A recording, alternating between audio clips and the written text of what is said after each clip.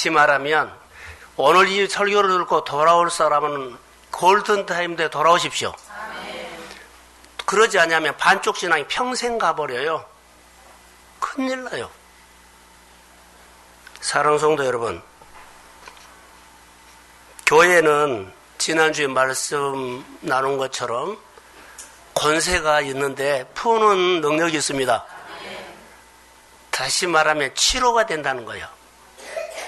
교회에 주신 하나님의 푸는 역사가, 치료하고 회복하는 역사가 여러분의 가정교회에서 있기를 소원합니다. 사업장에서 여러분들이 예배하고 기도할 때 이런 푸는 역사가 계속 일어나게 될지어다. 골든타임에는 이것이 필요한 거예요.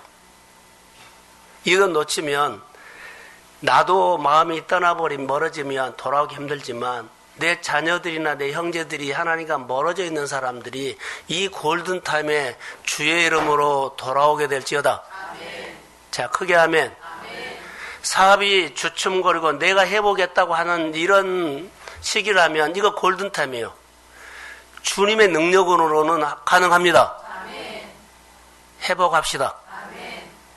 이것이 하나님께서 주시는 메시지입니다.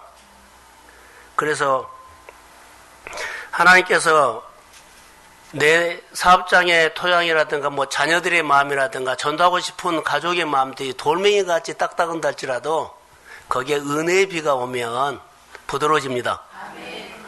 내 자녀들이, 내 형제들이, 내가 하는 사업장이 이렇게 강팍하게 있다면 하나님 그 마음을 성령이 부드럽게 하셔서 마음을 열어주세요. 하나님의 말씀을 들을 수 있도록 성령이 붙잡아 주세요.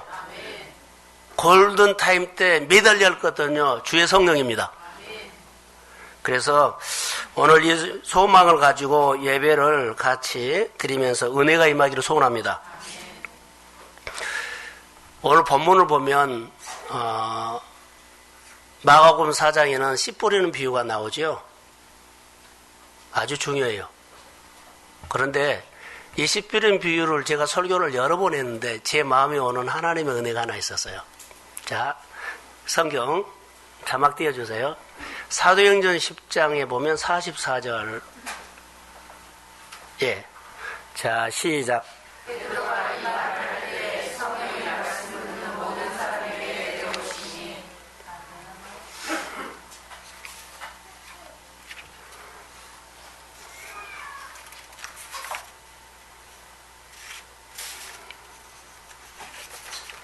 지금 원고가 하나 날아가 버렸어요.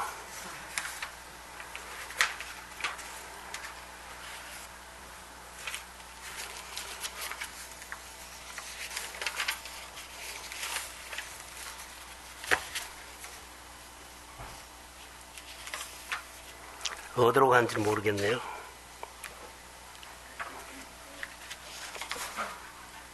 네, 예, 찾았습니다.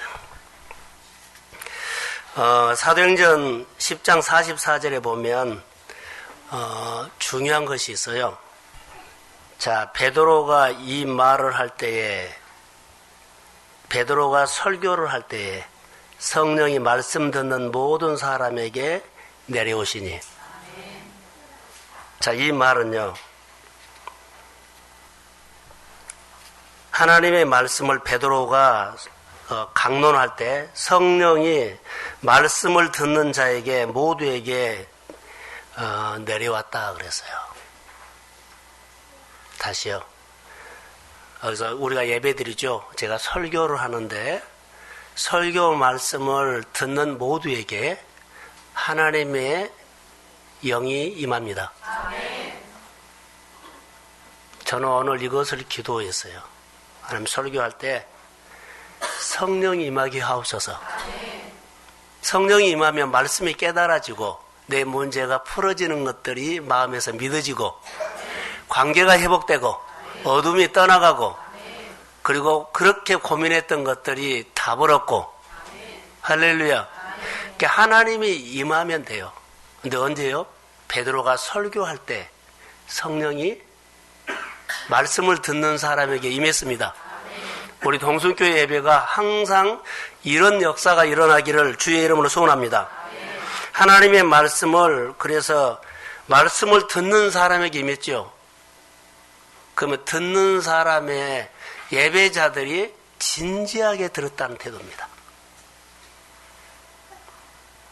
우리가 하나님 앞에 예배드리는 자세가 중요하다는 겁니다.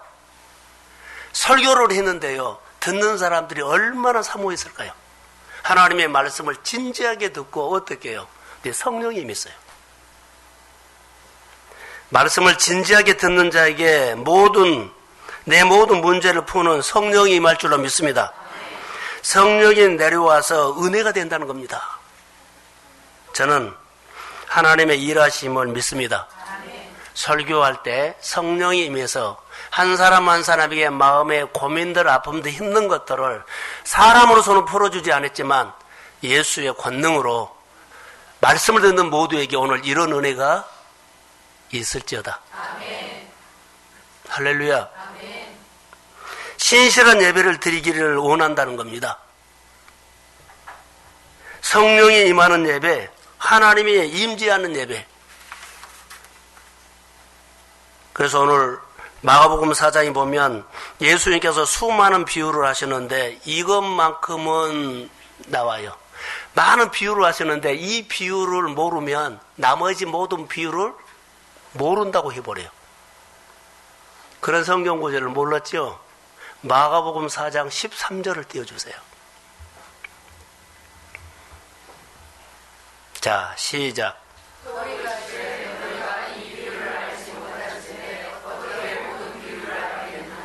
이 비유는 무슨 말이냐면 씨 뿌리는 비유를 말한 거예요. 씨 뿌리는 비유를 모르면 다른 나머지 모든 비유도 다 모른다는 거예요. 주님께서 하시는 모든 비유를, 씨 뿌리는 비유를 만약에 모른다면 다른 비유를 하더라도 말하더라도 하나도 모른다. 들어도 듣지 못하고 봐도 알지 못하고 깨닫지 못한다는 거예요. 우리가 신앙생활할 때 이 본질적인 것이 씨 뿌린 비유가 뭘까요? 라고 하면 뭐예요? 마음의 토양인데 내가 누구냐는 거예요. 내가 누구냐를 어떻게 알아요? 여러분, 씨 뿌리는 비유의 핵심은요, 내가 누구냐를 아는 거예요. 자, 이렇게 설명을 할게요. 내 마음에다가 대고 내 자신에다가 대고 나에게 질문하는 겁니다. 말씀이 나에게 질문을 해요. 요청이. 이렇게 예를 들어서 예배를 드리도록 하나님이 요청을 한다고 합시다. 하나님의 예배를 드리도록 나에게 말씀으로 요청을 하는데 내 상황이 어려워요. 예배 드리는 환경이 안 돼요. 근데 하나님께서 나에게 너 오늘 예배 드려야 한다. 너 오늘 이런 일을 같이 하자. 나에게 마음에 요청을 해왔어요. 나에게 요청을 했는데 내 마음의 반응이 내가 누군지를 안 거예요. 씨 뿌리는 비유에서 다시 몇 가지가 나와요. 길가밭으로 내 마음이 반응할 수가 있고, 돌짝밭으로 반응할 수가 있고, 가시밭으로 반응할 수 있고, 옥토로 반응할 수 있어요. 내 반응은 어떻습니까? 하나님이 나에게 이것 하자고 요청해 왔을 때 내가 반응한 것이 나예요. 내가 하나님 앞에 축복받을 수 있는 반응이 일어나는가? 자, 그러면 이 사람은 말씀을 두고 깨닫는 자니 100배, 30배, 60배 이런 결실을 소망하십시오. 근데 만약에 내가 기가처럼 큰일 났죠. 아, 이거 버려야 되겠구나. 돌멩이를 뽑아내서 하나님의 말씀을 내 마음에서 듣고 반응할 때 길가밭이나 돌짝밭이나 가시밭으로 반응하면 자기를 보지요. 빨리 거셔야 되겠구나. 어떤 밭으로? 옥토로 만들어야 되겠구나. 옥토로 만들려면 은혜 받아야 되겠다. 그러니까 은혜를 삼아야 되겠구나. 이 심정이 우리 가운데 일어나야 한다는 겁니다. 사랑하는 성도 여러분, 말씀을 가지고 내 자신에게 질문을 걸어오면, 질문을 해보면 이게 반응이 나온다는 거예요. 이 반응은 내가 누구냐를 말해준 겁니다. 자, 그러면 말씀이 나에게 반응을 걸어왔어요. 그러면 나의 마음의 반응은요, 자, 이런 얘기 합시다. 네 가지 반응도 나오지만 어떤 사람에게는 내 마음의 반응이 내 문제를 하나님의 이야기로 풀어가는 반응을 할 수도 있지만 내가 반응이 사람의 이야기로 풀어가는 반응을 할 수 있어요. 생활 방식이. 어떤 사람에게는 내 반응이요. 예굽 사람이 나와요. 어떤 이는 가난한 사람이 돼요. 어떤 이는 그리스도인의 반응이 돼요. 내 반응이 이렇게 나온다는 겁니다.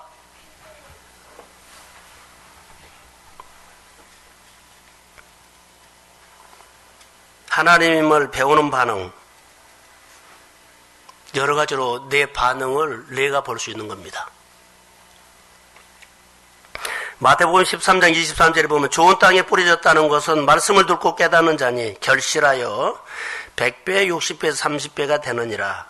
사랑하는 성도 여러분, 우리는 하나님께서 나에게 요청을 해올 때 그래 시간이 많아, 돈이 있어, 많은 것을 준비해놔서 스펙이 많아, 주님 언제든지 말씀하십시오. 내가 다 할 테니까요. 할 수 있습니다. 이럴 때 안 와요. 전혀 예상하지 못하고 예측이 안 됐을 때 주님이 나에게 툭 건드려요. 전혀 생각하지도 못했는데요. 주님이 나에게 일 좀 하자고 요청했을 때는 어떻게 하실까요? 이때 내 마음에서 일어나는 반응이에요. 주님이 언제 어디서나 나에게 이 반응을 했을 때 내가 주님 무슨 말씀하시든지 내가 순종할 마음의 준비가 됐습니다. 아멘. 이게 옥토라는 겁니다. 내가 나를 요청한 거예요. 이것 때문에 우리가 주님이 원하는 예배 자리에 못 온다면 이것도 아니고, 이것 때문에 주님이 요청한 자리에 내가 다음에 하겠습니다. 이것도 문제고, 이것도 내 생각이 아니었기 때문에 못 합니다. 이것도 아니에요. 내 생각이 하나님의 말씀에 앞서면 안 돼요. 내 생각보다 하나님의 말씀이 먼저입니다. 이것이 신앙인으로 세워가는 것인데 말씀이 잘 들리고 잘 반응한다는 말입니다. 하나님이 1월 달에 여러분의 가정에 오늘 주일 설교를 듣다가 듣는 자들에게 하나님의 임해서 여러분의 마음속에다가 한 가지씩을 깨닫게 했어요. 그럼 이 깨닫게 하신 이 말씀에 대해서 내가 말씀은 왔거든요. 내가 은혜를 받았어요. 근데 내 형편을 보면 내가 반응이 할 수도 있고 못 할 수도 있고 그래요. 이게 오늘 말씀에 대한 나의 반응이에요. 근데 이 반응을 형편은 안 돼도 말씀 가지고 내가 반응 아멘 하면 일은 하나님이 하십니다. 이런 경험을 해야만 하나님이 살아계셔서 오늘도 내 안에 성령이 함께 하심을 믿습니다. 그러면서 내가 신앙이 세워진 거예요. 이런 반응을 못하면 10년 더 오래 다녀도 신앙생활은 하나님과 상관없이 할 수 있어요. 사랑하는 성도 여러분, 하나님은 살아계십니다. 소요도에 기도하면서 오늘 내가 이 자리에 안 나왔다면 큰일 날 뻔했다는 것은요, 오늘 우리가 이 말씀이 정말로 내 말씀으로 들리면 여러분 안에는요 은혜가 임합니다. 은혜를 받으면 가지치기는 절로 됩니다. 이거 끊을 거야 안 끊을 거 아니요, 점점 끊어집니다. 은혜가 임하면 하나님의 말씀이 내 안에 나에게 준 말씀으로 귀에 쑥쑥 들어옵니다. 요즘 기도하는데, 성도들 기도나 우리 가정에 기도하는데 제 안에 이런 마음이 들어왔어요. 설교를 말씀을 들었는데 그냥 말씀이 알아지는 사람들이 있어요. 여러분 자녀들을 보면 여러분 자녀들을 다 마음도 행동도 보면 알아져요. 보여요. 저는 여러분의 일상은 모르지만 영적으로는 조금 알아요. 제가 중보를 하기 때문에 압니다. 이 사람의 기도가 주님이 기도 열어졌네 라고 내가 말을 했어요. 설교를 들린다는 거예요. 설교가 들리면 그 사람은 어떻게, 설교가 들리면 무조건 여러분 하나님 앞에서 내 삶은 진지해집니다. 이것이 다른 거예요. 안 들리면은요 그냥 막 해버려요. 아무튼 설교가 들린다고 하면 여러분들은 가지치기가 되고 하나님의 말씀 앞에서 진지하게 된다는 거. 오늘 베드로가 설교할 때 듣는 자들에게 하나님의 영이 임한 것처럼 오늘 우리 동순교회 이 선포된 말씀 가운데 하나님의 영이 임하기를 소원합니다. 그래서 듣는 귀가 회복되기를 소원합니다. 은혜가 임하기를 소원합니다. 그래서 오늘 본문에 보면 씨 뿌리는 비유 가운데 농부가 그저 씨만 뿌렸는데 밤낮 자랐다 그래요. 자, 본문 한번 띄워주세요. 26절. 자, 같이 한번 읽어봅시다. 시작.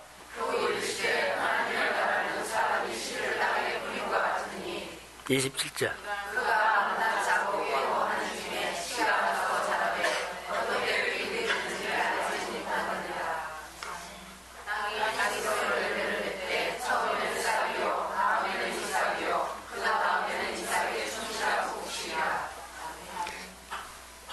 여기 보면 스스로 열매를 맺어요. 스스로 자라요. 따라해봐. 절로. 이것보다 우리는 은혜라고 한 거예요. 내가 땀 흘리고 노력하고 애를 쓰고 연구하고 그 위에 은혜가 있어요. 근데 은혜는 빼버리고 내가 열심히 땀 흘리고 연구하고 공부하고 자 최고의 기술을 가지고 이거 해냈다고 말해버릴까봐 두렵습니다. 씨 뿌리는 비유 이걸로 통해서 우리 인생을 말하고 있는데 따지고 보면 다 은혜라는 겁니다. 자, 아멘. 은혜라는 것을 여러분 가지고 마가복음 씨 뿌리는 비유를 말하고 있어요. 수많은 씨를 뿌렸는데 너희 인생을 모른다 이 말이에요. 내가 모르는 것은요. 누가 하신 거요? 하나님이 하신 겁니다. 너의 삶은 어떻게 전개될지 여러분의 앞으로 미래가 어떻게 전개될지는 아무도 몰라요. 어느 날 여러분들이 은혜를 받아서 하나님이 더해 주신 은혜가 있으면 여러분의 삶에 대박이 터집니다. 번성합니다. 흥하는 역사가 일어납니다. 이것을 아무도 몰라요. 그러나 더해 주신 하나님의 은혜를 사모하시기를 주님의 이름으로 축복합니다. 씨 뿌리는 비유 이 말씀을 들어보면 어떻게 해요? 씨가 뿌려져 자라고 다 은혜입니다. 내가 지금 이처럼 씨 뿌리는 사람처럼 내가 은혜로 살았다는 것을 오늘 말씀을 들으면서 여러분, 아, 내 안에 이것이 은혜였구나 깨닫는 시간 되기를 소원합니다. 은혜였어. 오늘 본문을 우리가 같이 읽었는데요. 하나님의 나라는 사람이 씨를 땅에 뿌림과 같다라고 했어요. 농부의 얘기인데요. 여러분 농부가 얼마나 정성스럽게 땀과 눈물을 흘리면서 농사를 짓겠어요. 그런데 여기에서 관점은 열심히 땀 흘린다에 초점이 하나도 없어요. 은혜에다가 지금 말하고 있는 거예요. 오늘 씨 뿌리는 비유를 모르면 다른 비유를 모른다 그랬죠. 씨 뿌리는 비유가 해석이 안 되면 내 인생을 모른다는 말이에요. 열매는 내 노력으로 된 일이 아니라는 것입니다. 자, 아멘. 나무가 자라는데 우리의 노력으로는 1cm도 자라게 할 수 없어요. 여러분, 자, 이렇게 한번 들어보십시오. 성실만으로 되는 게 아니에요. 내가 착하고 성실하게 살면 잘 살겠다? 아닙니다. 그럼 성실하지 말란 것은 아니에요. 여러분 보세요. 노력만으로 되는 것도 아닙니다. 전문성만 가지고도 되는 것도 아닙니다. 스펙이 많이 있다고 되는 것도 아닙니다. 따라해 보세요. 하나님의 영역이 있습니다. 명령이 아니라 영역력. 하나님의 영역이 있습니다. 자, 베드로가 설교할 때 누가 임했어요? 그렇죠. 이게 하나님의 영역이에요. 여러분이 일하는 곳에 하나님의 영이 임하기를 소원합니다. 이게 영역이에요. 그 영역 안에서 하나님이 만지고 고치고 다 한 겁니다. 이게 하나님의 열매 맺는 영역이 따로 있다는 거예요. 다시 말하면 하나님만이 할 수 있는 일을 그 영역 안에서 하나님은 하십니다. 그러니까 여러분이 은혜 속에 들어와야만 은혜 속에서 더해주는 것도 있고 풀어지는 눈도 열리고 기도 열리고 관계도 풀어지고 영적인 은혜가 그 속에 있음을 믿습니다. 하나님만 하실 수 있는 영역이 예배입니다. 예배를 떠나서 내가 머리로 계산하고 이렇고 다. 자, 똑똑한 최순실 한 사람을 그 똑똑한 재판관이나 똑똑한 사람들이 한 사람도 못 잡았어요.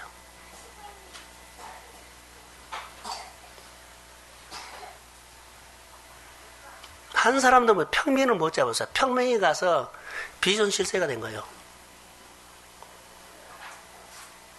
나라의 관직에 있는 국민이 세우고 국민이 세웠던 모든 사람들이요 다 그 사람에게 절절매했어요.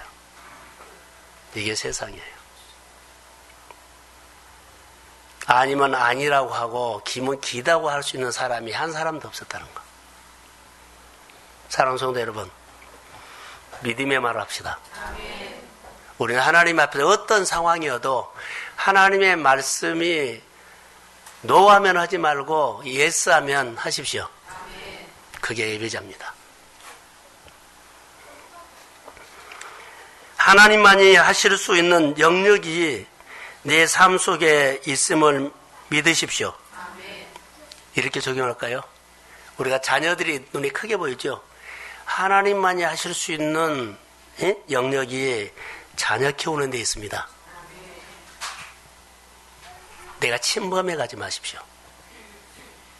하나님만이 하실 수 있는 영역이 내 사업장에 있습니다. 내 생각이 앞서지 마십시오. 이 말은 하나님을 존중하고 하나님을 앞장 세우라는 말입니다. 그러면 더해주시는 은혜가 내가 끼어든 것보다도 훨씬 아름다운 모습으로 하나님의 열매를 주십니다. 내 삶에 하나님이 해주시는 영역이 분명히 있다는 거 말씀드릴까요? 번성케 하는 것도 하나님의 영역입니다. 열매 맺는 것도 하나님의 영역입니다. 삶을 회복시키고 치유하는 것도 하나님의 영역입니다. 사람이 노력하고 연구해서 한 거 아닙니다.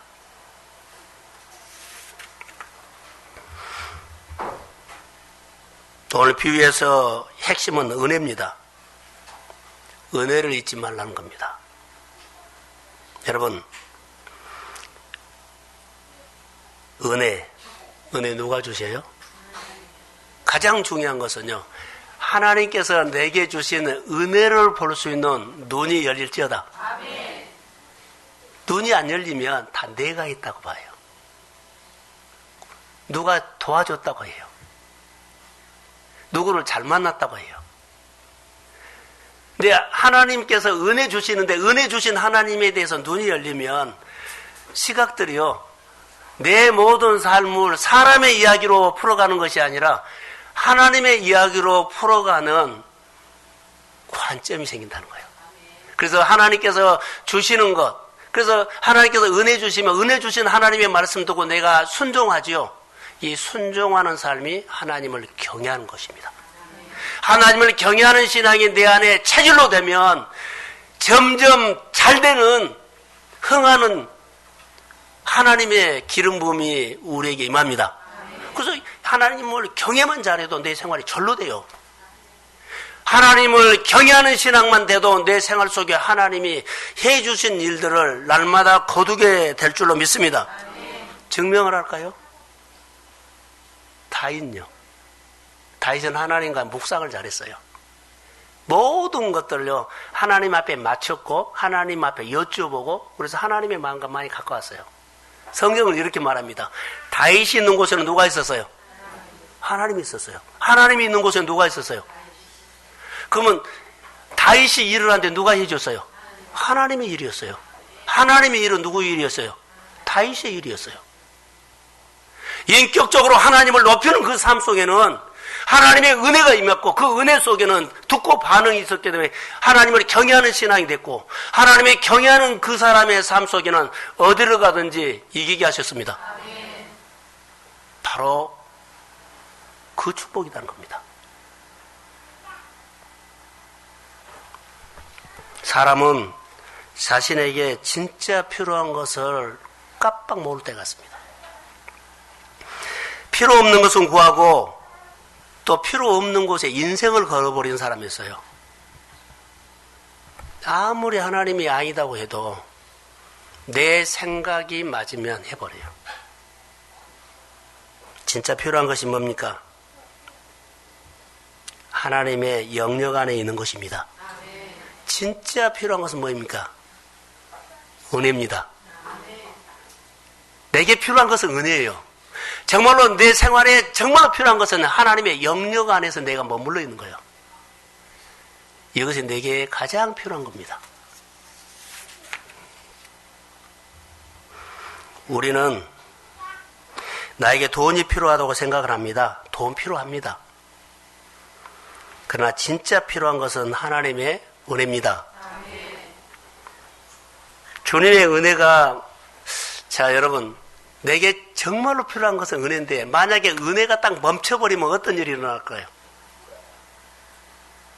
만약에 은혜가 멈춰버리면, 은혜가 늘어와서 은혜로 살았는데 은혜가 딱 끊겨버리면 어떻게 살까요? 은혜가 멈춰버리면 내가 스펙이나 내 힘과 돈과 지식과 모든 것을 다 동원해도 그것은 허사가 됩니다. 진짜 필요한 것은 하나님의 은혜입니다. 은혜를 머금고 사시기를 주의 이름으로 축복합니다. 이스라엘 백성들은 하나님의 은혜로 가나안 땅에, 하나님의 은혜로 하나님께서 가나안 땅으로 이끌어갔습니다. 너희에게 축복을 주겠다 하시는 말씀이 성경에 있습니다. 자, 이스라엘 백성들에게 축복 주신 성경 말씀이 있습니다. 자, 신명기 6장 10절입니다. 자, 시작.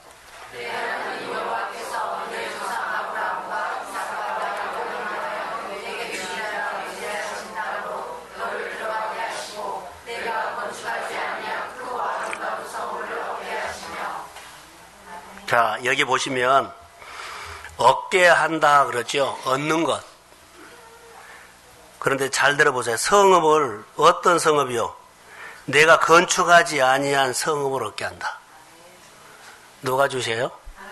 그럼요. 이런 축복을 받으십시오. 주님은 내가 큰 집을 얻는 것이 내 힘이 아니라는 거예요. 누가 주신 겁니까? 하나님께서 나에게 집을 주셨다면 내가 정말 열심히 살아서 이거 집을 얻다 이 말보다는 이제 하나님의 은혜를 안다면 하나님이 우리에게 많은 일을 주셔서 이 집을 주셨습니다. 이렇게 풀어가자는 거죠. 예수를 믿고 보니까 알게 됐어요. 자, 11절을 한번 봅시다. 자, 시작. 내가 채우지 아니한 나무가 물건이 가득한 집을 얻게 하시며 내가 파지 아니한 물을 차지하게 하시며 내가 심지 아니한 포도원과 감람나무를 차지하게 하사 내 위에 그들이 먹게 하실 때에. 자, 얻게 하시며 차지하게 하시며 그리고 차지하게 하사 그러지요. 우물을 차지하게, 내가 채우지 아니한 아름다운 물건을 가득한 집을 얻게 한다. 그리고 포도원과 감람나무를 차지하게 하사 배불리 먹게 한다. 다 사시고 따지고 보면 다 얻는 거예요. 누가 얻게 하셔요? 그러죠. 내가 우물을 팠는데 우물이 터졌어요. 내가 터뜨린 거요? 하나님이 터지게 한 거요? 내 하는 일들이 막 잘 돼요. 내가 잘 되게 한 거요? 하나님이 잘 되게 해주신 거요? 하나님의 은혜로 해석을 하면 내가 행복해요.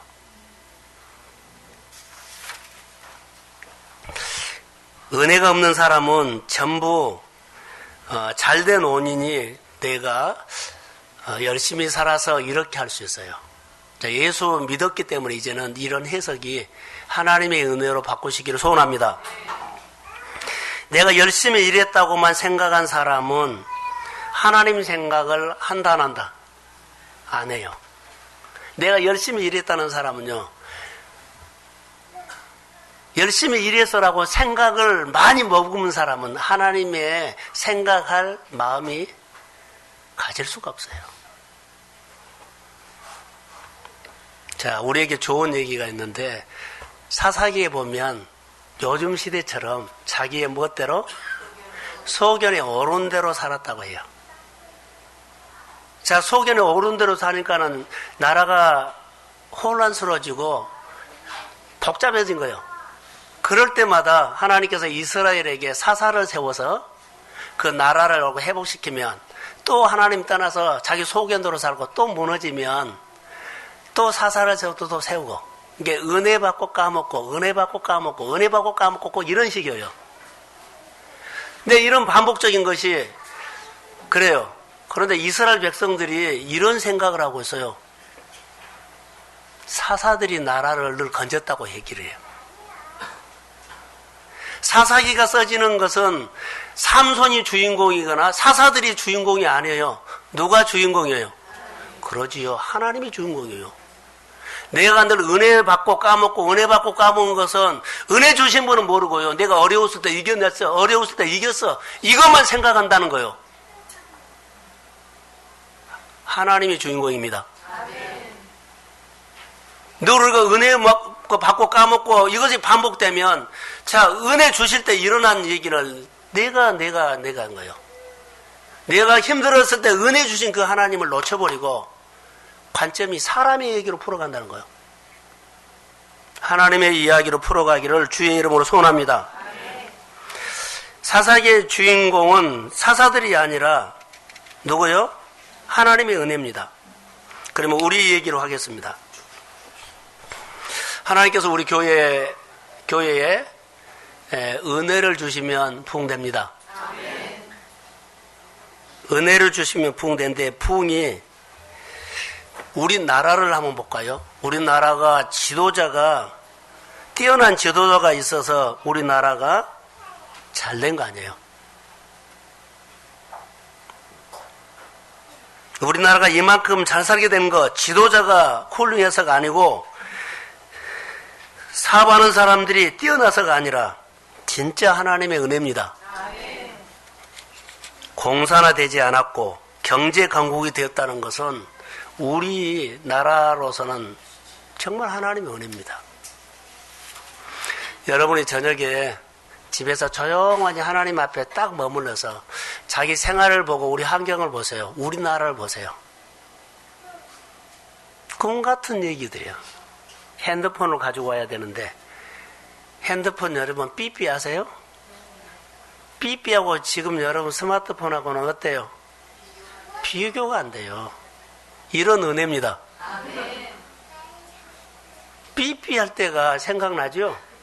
전화통에 옆구리에다가 주먹 많은 거 해갖고 자랑을 하고 옆구리에다 차고 다니는 시절이 있는데, 지금은요 얼마나 간편해졌어요. 이런 것만 생각을 해봐도요 정말 은혜다. 근데 이런 은혜가 우리 한 사람 한 사람에게 이미 임했습니다. 그런데 은혜인 줄 모른다는 거죠. 어떤 목사님이 이런 설교를 하대요. 혈관에 스프링을 넣었다고 하더라고요. 이런 우술이 발달 안 됐다면 나는 성도들과 천국에서 만났을 텐데, 그 스프링을 3개를 넣어가지고 여러분이 살 만큼 나도 삽니다. 이런 얘기를 하더라고요. 은혜는 은혜. 여러분, 사람의 관계가 풀어질까요? 안 풀어질까요? 풀어집니다. 근데 내가 풀지 말고 은혜로 푸십시오. 꼭 부탁합니다. 지난주에 설교하면서 주님이 믿음을 주신 것이 하나가 있어요. 얘 자꾸 사람으로 타협하고 잘 보이려고 그러고 이해하려고 하냐. 사람이 이해로 한 거 아니에요. 금요일날 설교를 들어보십시오.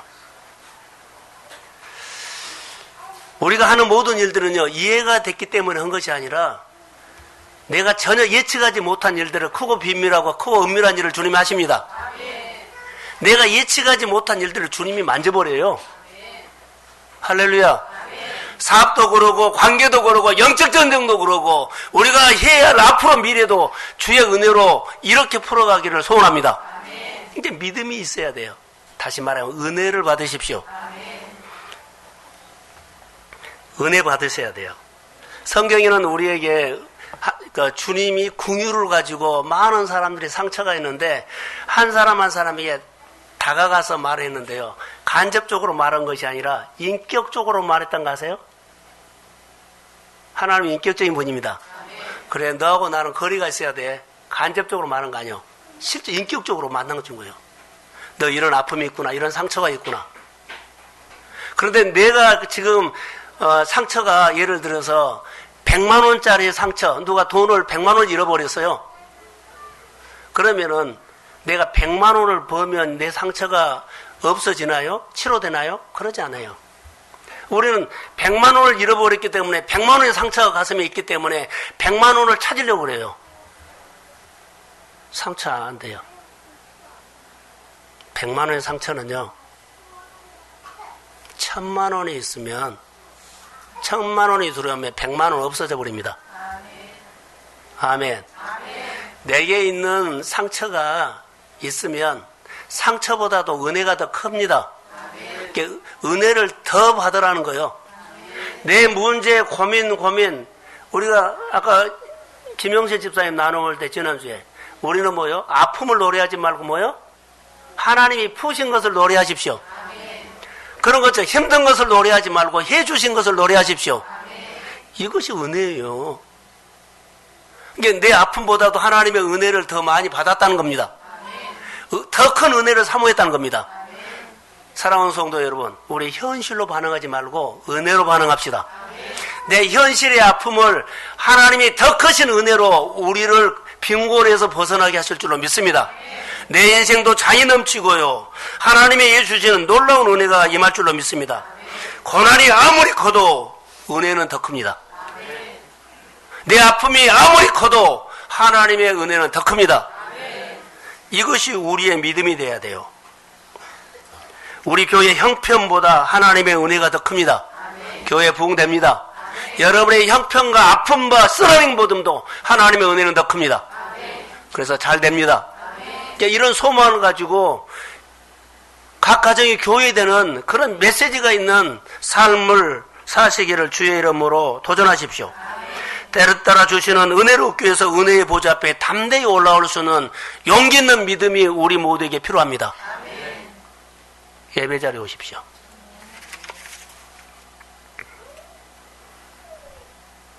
진짜 하나님의 은혜라고 생각하는 것들이 있다면 오늘 한 번 더 생각하십시오. 이것은 진짜 은혜예요.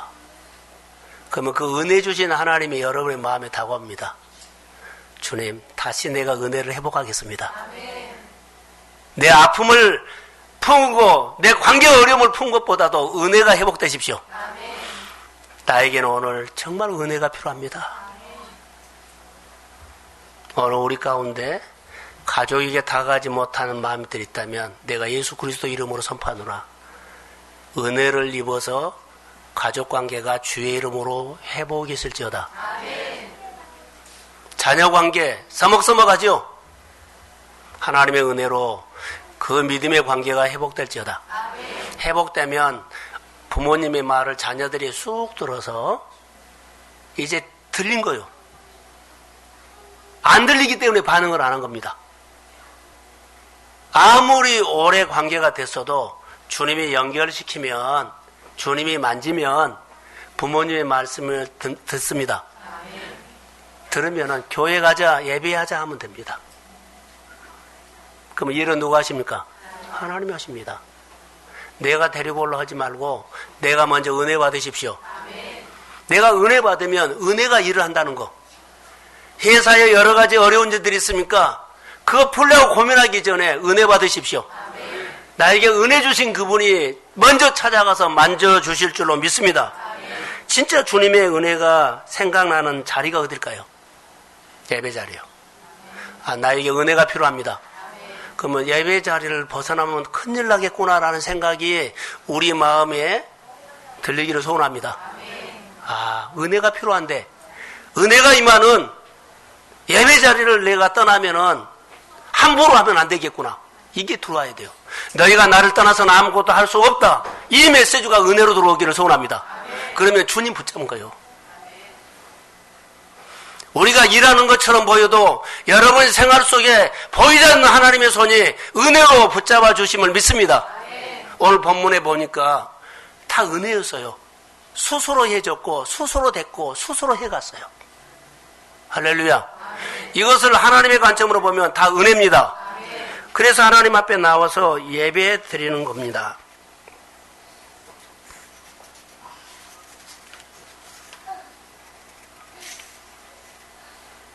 자, 은혜가 멈추면 큰일 난 사람이 한 사람이 있어요.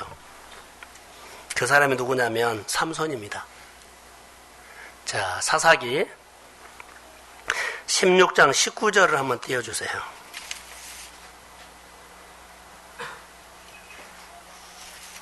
자, 시작.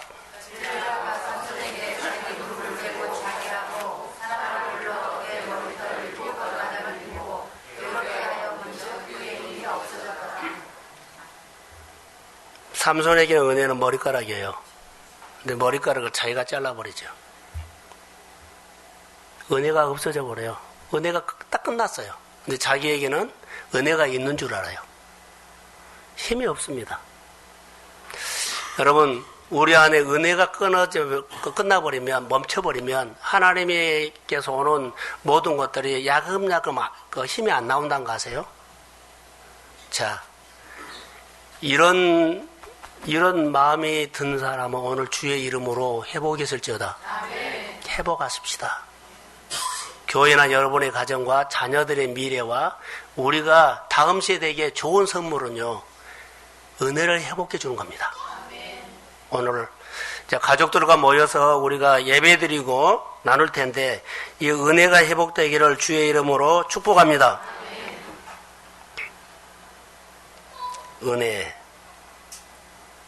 은혜가 있으면 되지요. 저는 군대를 안 가서 군대 얘기를 하면 쪽팔린데요. 그래도 하겠습니다.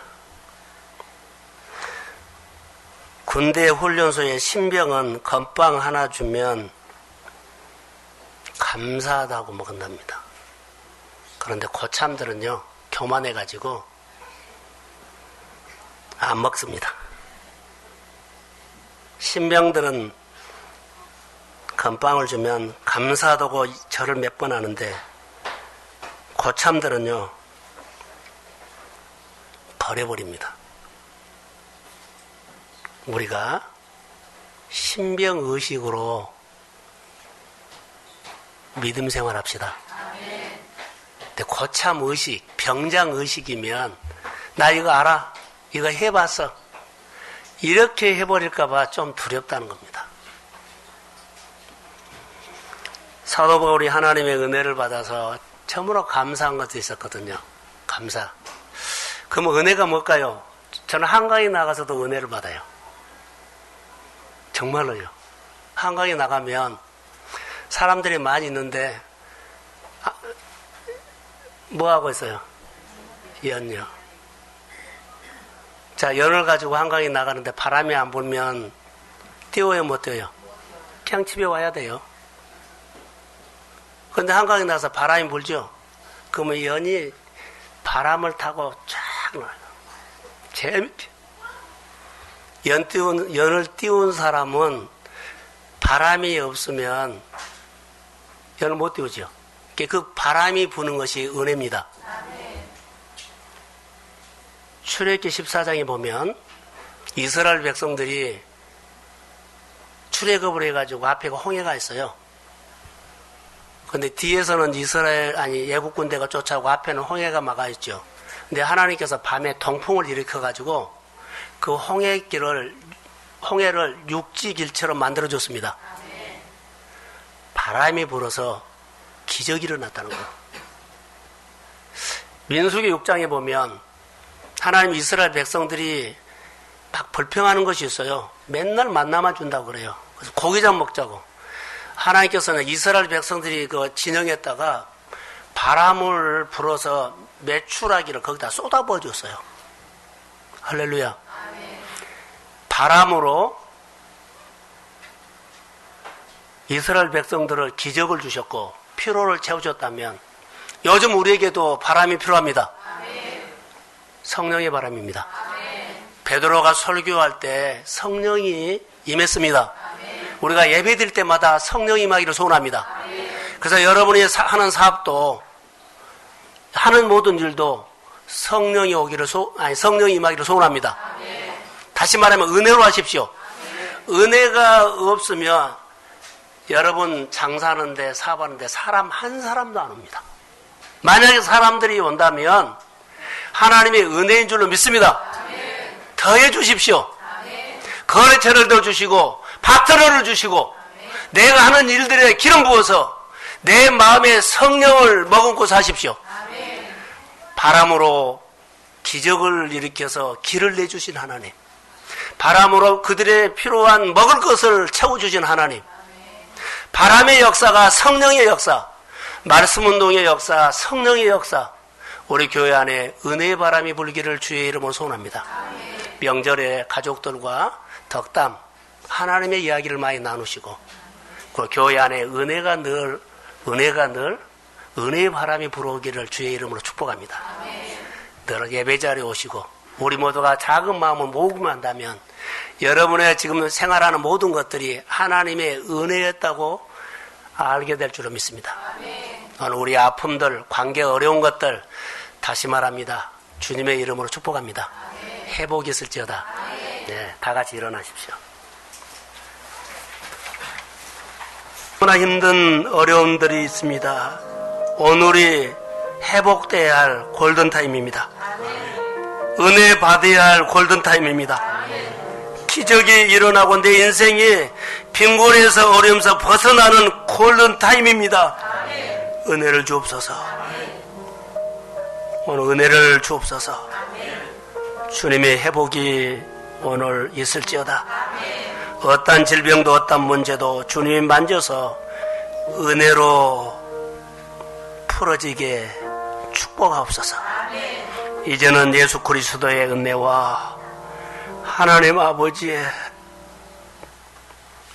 극진하신 사랑하심과 성령님의 인도하심, 교통하심, 충만하심이 은혜를 입어 회복되기를 소원하는, 은혜를 입어 치료받기를 소원하는, 은혜를 입어 빈곤에서 부유함으로 옮겨가기를 소원하는 사랑하는 성도들의 머리 위에, 사업장 위에, 일터 위에 지금부터 영혼까지 함께 하시기를 간절히 축원하옵나이다.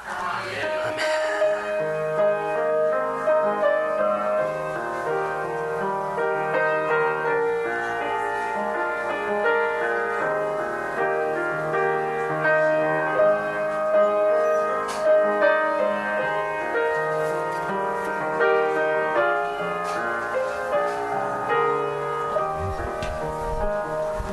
지금 사도행전 12장 1절에서 12절 마가집에 있는 교회 말씀하셨고요.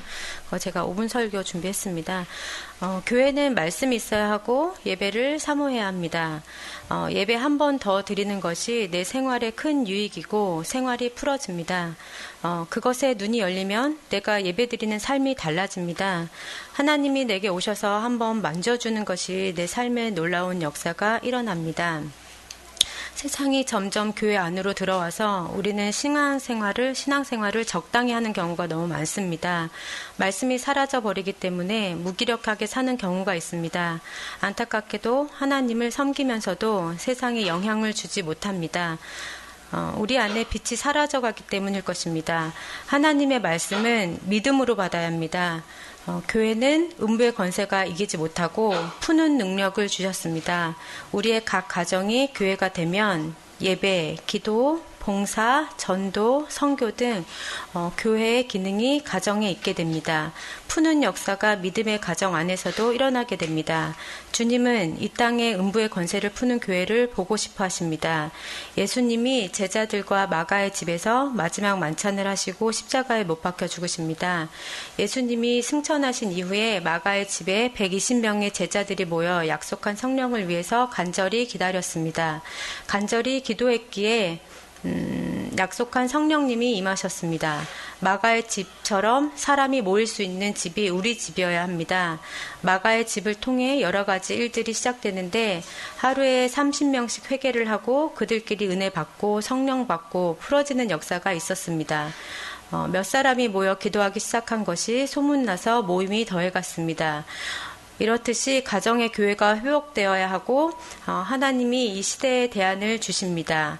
마가의 집이 우리의 가정이 되고 우리의 목장이 되고 우리의 교회가 되어야 합니다. 감옥에 갇혀있는 베드로에게 놀라운 일이 일어났습니다. 손에 수갑이 풀어지고 옥문이 열리고 여러 가지 분위기가 열리고 하는 것들은 베드로 본인밖에는 알 수가 없습니다. 교회가 기도할 때 이런 풀어지는 역사가 일어납니다. 하나님의 역사는 사람이 한 것이 아니기 때문에 이렇게 나타납니다. 내 가정 안에 내 생활 속에 새로운 일들을 해주고 계시는데 이것을 내가 열심히 해서 된 것이라고 말해버리면 하나님을 보지 못합니다.